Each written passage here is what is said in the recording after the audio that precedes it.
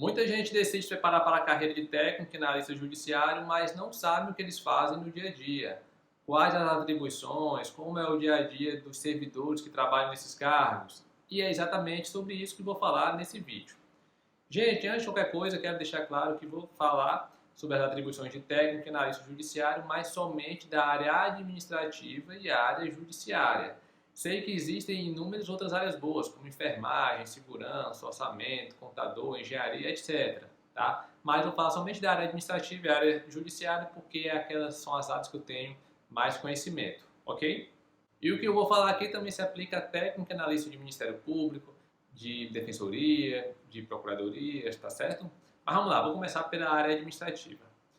Gente, em todos esses órgãos tem que ter servidores lotados na área administrativa para dar suporte ali à atuação finalista do órgão. Nós precisamos ter servidores na área de recursos humanos, na área de contratos, licitações, aquisições, manutenção, na área de, vamos dizer assim, de cartório, que é onde dá entrada em procedimento, autor procedimento, ou seja, vai ter que ter servidores da área administrativa nesses setores, tá? E como eu disse, esses setores dão apoio à atividade finalista. Vou dar um exemplo para vocês. Vamos supor que seja necessário reformar um gabinete de um juiz. Tá? Aí o setor de manutenção vai lá verificar o que precisa ser reformado, às vezes é uma pintura, às vezes precisa trocar algum piso e tudo mais, mas ele vai fazer essa verificação. O setor de compras vai orçar aquilo que é necessário para a reforma. Aí o setor de contratos vai poder entrar também ali para formalizar algum contrato, e o setor financeiro vai, no caso, separar a despesa, né? Vai empenhar a despesa e realizar o pagamento. Ou seja, tem vários setores administrativos envolvidos nessas diversas atividades do órgão. Tá? É um simples exemplo. O setor de recursos humanos vai cuidar do assentamento dos servidores, das autoridades, magistrados, procuradores, etc., dos estagiários, ou seja, é necessário servidores da área administrativa para em todos esses órgãos, tribunais, Ministério Público, como eu falei.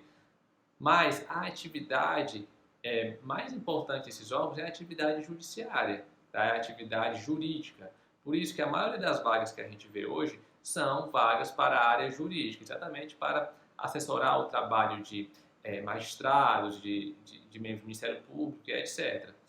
Aí, agora, já falando na área jurídica, na área judiciária, os servidores dessa área ficam lotados nos gabinetes, normalmente, para prestar o assessoramento direto às autoridades. Aí eles vão fazer minutas de despacho, denúncias no caso do Ministério Público, fazer sentenças no caso do Judiciário, ou seja, vão trabalhar mesmo na atividade finalista do órgão.